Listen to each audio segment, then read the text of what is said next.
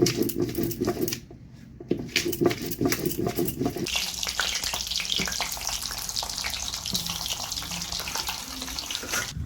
बंधुरा, दोलन kitchen with ভিলফুটে আপনাদের আবারও অনেক অনেক স্বাগত জানাই। আজ আমি আপনাদের সাথে দারুণ একটি রেসিপি শেয়ার করব। বন্ধুরা, আপনারা তো পটলের দোরমা অনেক রকমের খেয়েছেন। একবার এই রকম চিংড়ি মাছের পুরভরা পটলের দোরমা রান্না করে খেয়ে দেখবেন, খেতে কত দারুণ লাগে।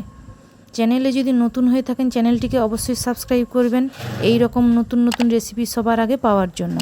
ভিডিওটি ভালো লেগে থাকলে অবশ্যই লাইক করবেন, কমেন্ট করবেন, শেয়ার করবেন। ভিডিওটি স্কিপ না করে পুরো ভিডিওটা প্রথম থেকে শেষ পর্যন্ত দেখতে থাকুন রেসিপিটা আমি কিভাবে বানাই। চলুন তবে রেসিপিটা শুরু করা যাক।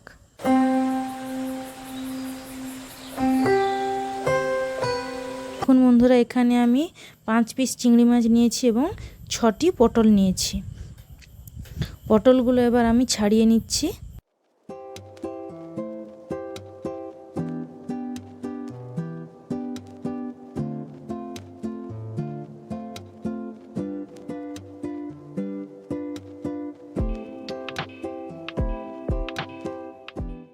দেখুন বন্ধুরা, সব পটলগুলো আমার ছাড়ানো হয়ে গিয়েছে।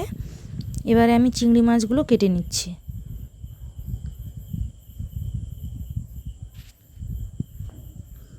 দেখুন বন্ধুরা, এই চিংড়ি মাছের মাথাগুলো এইভাবে কেটে চিংড়ি মাছগুলো এইভাবে ভালো করে পরিষ্কার করে নিতে হবে।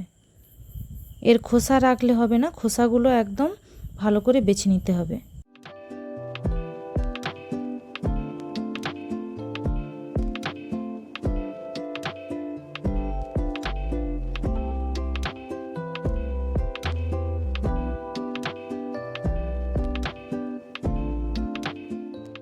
বন্ধুরা, সব চিংড়ি মাছগুলো আমি এইভাবে ছাড়িয়ে নিয়েছি। চিংড়ি মাছের মাথাগুলো আমি ফেলিনি, বাটিতে রেখে দিয়েছি। এটা দিয়ে একটা আমি নতুন রেসিপি বানাবো। চ্যানেলটি সাবস্ক্রাইব করে রাখবেন এই নতুন ভিডিওটি পাওয়ার জন্য। এবারে পটলগুলো আমি ভালো করে ধুয়ে নিচ্ছি।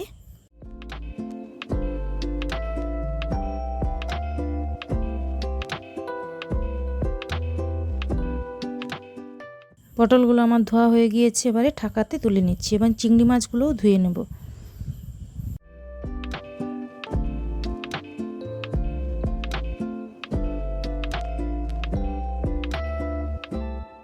দেখুন বন্ধুরা, পটলের আমি এই দুপাশ খুব ভালো করে কেটে দিয়েছি।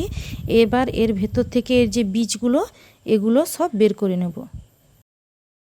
এখানে আমি একটি ছোট চামচ নিয়েছি, এই চামচের পেছন পাশ দিয়ে এইভাবে পটলের ভেতর থেকে সব বীজগুলো বের করে নেব।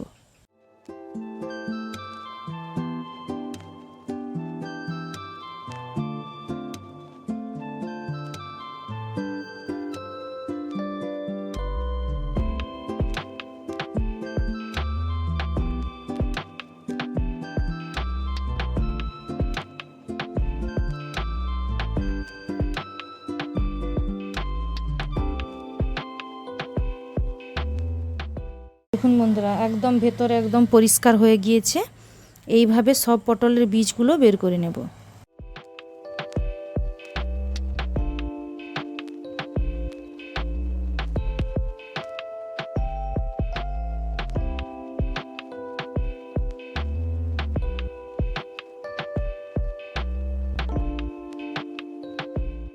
দেখুন বন্ধুরা, আমি পটলের কিন্তু এক পাশ বেশি করে কেটেছি যাতে এই বীজগুলো বের করতে পারি, আর এক পাশ কিন্তু অল্পই একটু কেটে নিয়েছি। এক পাশ আমি একটু অল্প কেটেছি, এক পাশ বেশি করে কেটেছি, কারণ এর ভেতরে যখন পুরটা ভরবো তখন এই পুরটা যাতে বেরিয়ে না আসে। এবারে এই যে পটলের বীজগুলো আমি বের করেছি এগুলো এবারে আমি শিলনোড়াতে বেটে নিচ্ছি। আপনারা মিক্সিতেও বেটে নিতে পারেন।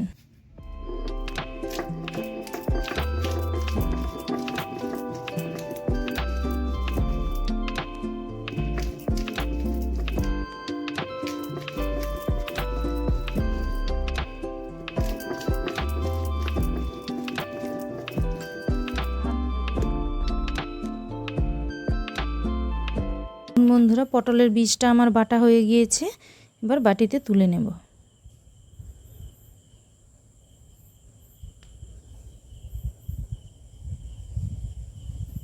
এবারে আমি যে চিংড়ি মাছটা রেখেছি চিংড়ি মাছটাকেও বেটে নেব। চিংড়ি মাছটা আমি একদম বাটবো না, পুতা দিয়ে থেতো করে দিচ্ছি।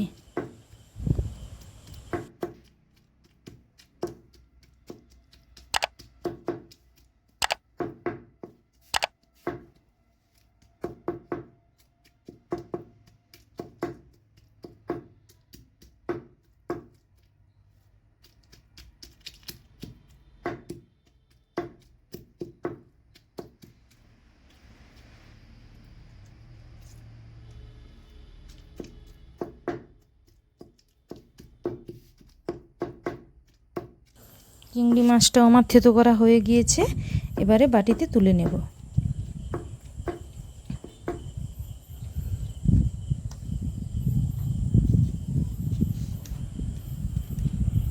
এবারে আমি এই রান্নার জন্য আদা, রসুন, পেঁয়াজ সব একসাথে বেটে নিচ্ছি।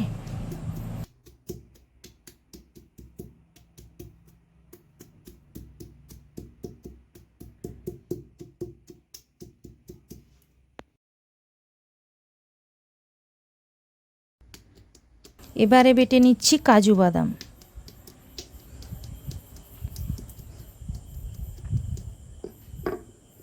কাজু বাদামের সাথে কিছুটা পোস্তও দিয়ে দিচ্ছি, দুটো একসাথেই বেটে নেব।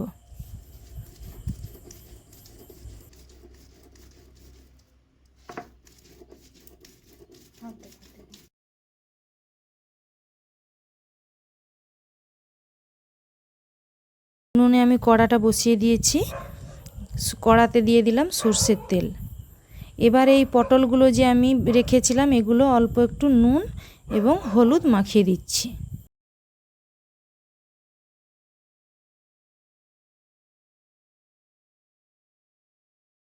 তেলটা হালকা গরম হয়ে গিয়েছে, এবারে আমি পটলগুলো এর মধ্যে ভেজে নেব।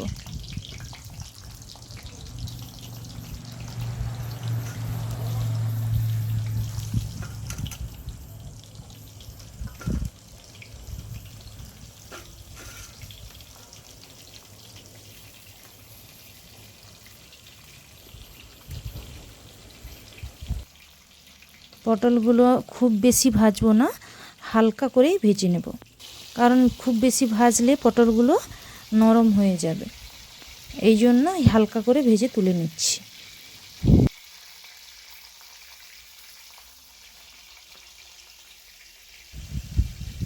এবারে ওই তেলের মধ্যে দিয়ে দিচ্ছি পটলের বীজটা যে আমি বেটে রেখেছিলাম সেটা দিয়ে দিচ্ছি।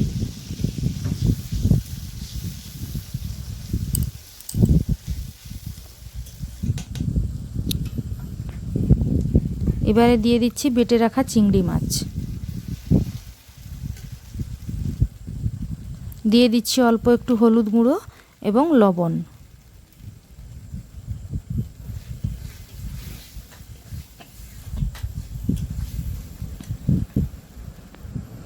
দিয়ে দিচ্ছি একটু লঙ্কা গুঁড়ো।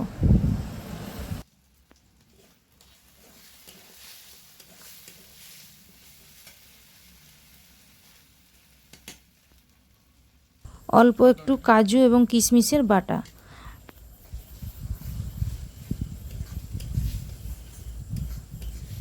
সব কিছু মশলা খুব ভালো করে ভেজে নেব।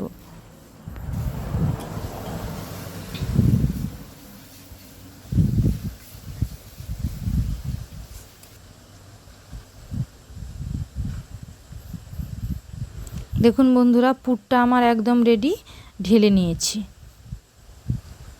পুরটা আমার ঠান্ডা হয়ে গিয়েছে, এবারে পটলের ভিতরে ভরে নিচ্ছি।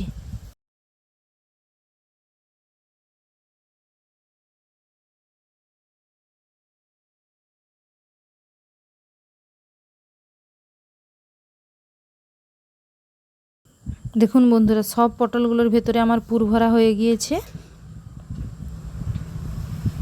এবারে কড়াটা বসিয়ে দিয়ে আরও কিছুটা তেল দিয়ে দিলাম। এবারে দিয়ে দিচ্ছি দারচিনি এবং বেটে রাখা আদা, রসুন, পেঁয়াজ, হলুদ গুঁড়ো,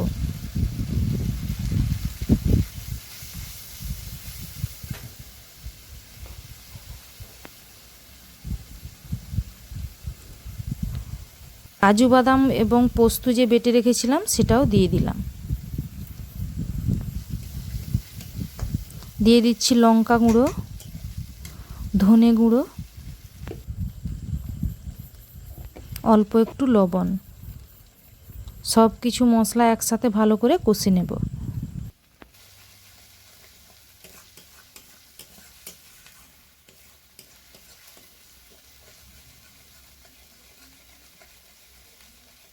মশলা বাটার জল কিছুটা দিয়ে দিলাম, দিয়ে আরও কিছুক্ষণ ভালো করে মশলাটা কষে নেব।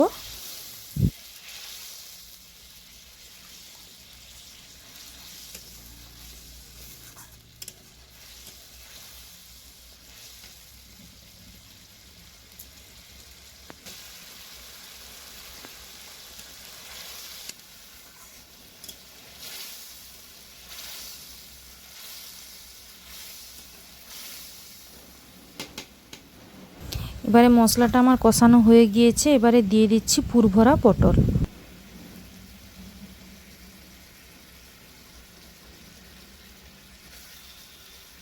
পটলটা যেহেতু আমার কিছুটা ভাজাই আছে, সেই জন্য এতে খুব বেশি জল দিলাম না।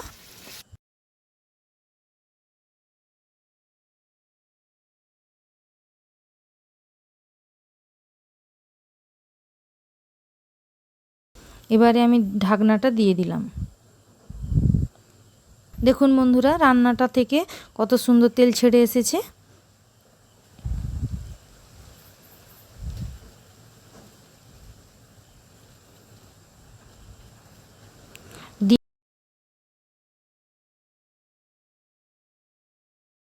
দিয়ে দিচ্ছি অল্প একটু চিনি। টেস্টটা ভালো আনার জন্য আমি এখানে অল্প সামান্য একটু চিনি ব্যবহার করলাম। দেখুন বন্ধুরা, একদম আমার রান্নাটা কমপ্লিট হয়ে গিয়েছে। এবারে তরকারিটা ঢেলে নিচ্ছি। ভিডিওটি কেমন লাগলো অবশ্যই কমেন্টে জানাবেন। ভিডিওটি ভালো লেগে থাকলে লাইক, শেয়ার, কমেন্ট করবেন। চ্যানেলটি সাবস্ক্রাইব করতে ভুলবেন না। নমস্কার, দেখা হচ্ছে পরের ভিডিওতে।